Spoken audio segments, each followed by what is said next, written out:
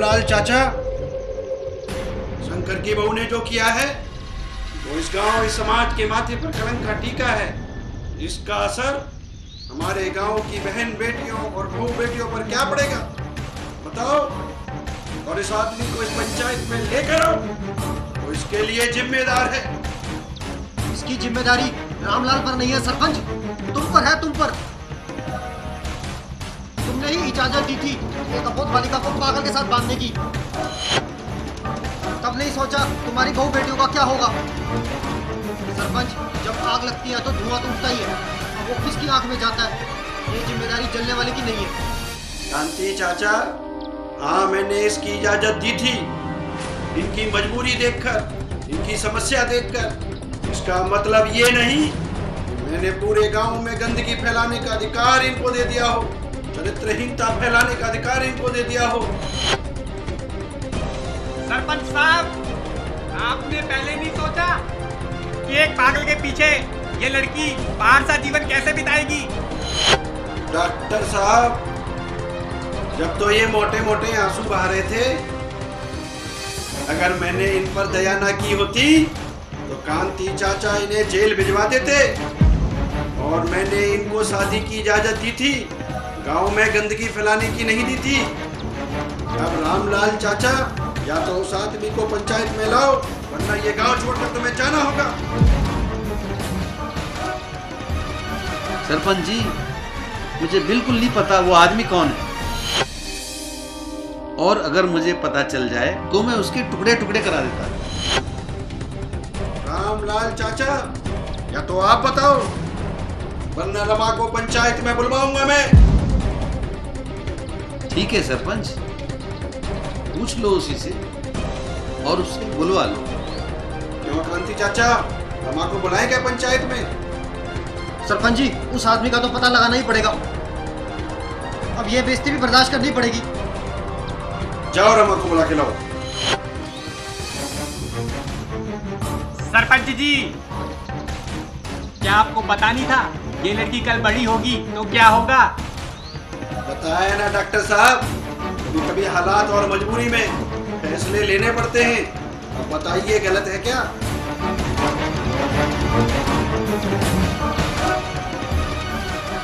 सरपंच काका, ये बात छोटे मुंह से जरूर हो सकती है, लेकिन है बहुत बड़ी।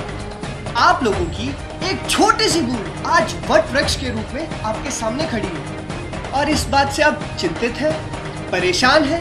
क्या मैं पूछ सकता हूँ कि समाज को यह अधिकार है कि वो किसी भी निर्दोष के जीवन का बलिदान कर दे? और आज भी क्या कसूर है रमा का?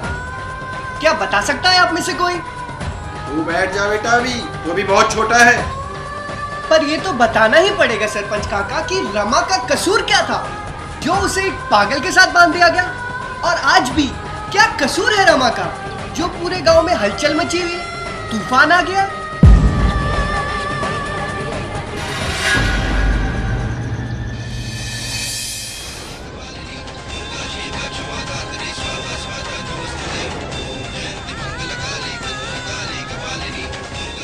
रमा, तूने अच्छा नहीं किया है।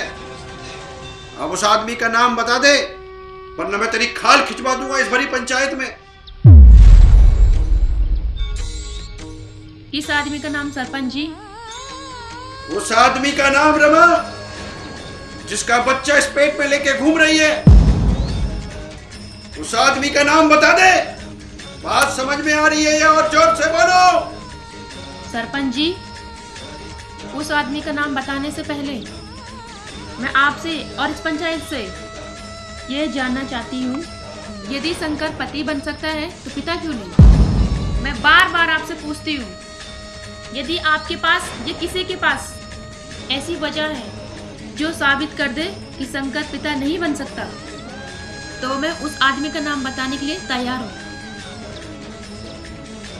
आप जवाब दो सरपंच काका, यह बात आपने उस समय क्यों नहीं सोची जब शंकर का ब्याह हो रहा था?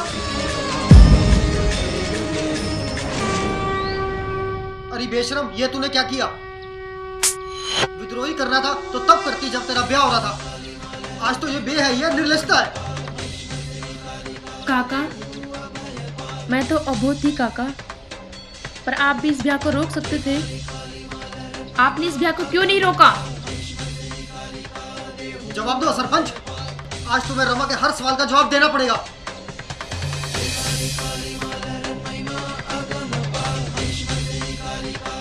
आपको और इस पंचायत को अगर उस इंसान का नाम चाहिए जो इसके बच्चे का बाप है, तो वो मैं हूं सरपंच काका। और मैं इसी वक्त रमा से ब्याह करने के लिए तैयार हूं। अरे क्या कर रहे हो? ठहर जाओ, रुको रुको रुको, ठहरो। नहीं रमा, तुम हट जाओ। रमा हट जाओ, रमा दूर हो जाओ रमा।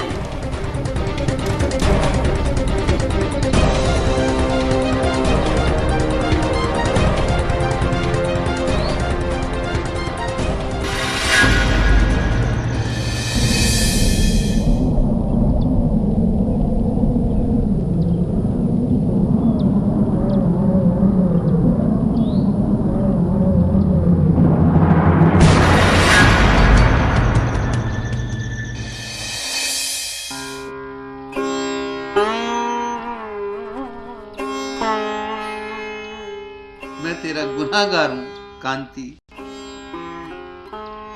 नहीं भैया, मुझे तेरी नहीं भैया, बात नहीं। सुननी चाहिए थी। ऐसी कोई बात नहीं है भैया। और इस नहीं भैया, रमा नहीं। का भी गुनाहगार। नहीं भैया। मुझे माफ कर दे रमा। अब तू स्वतंत्र है।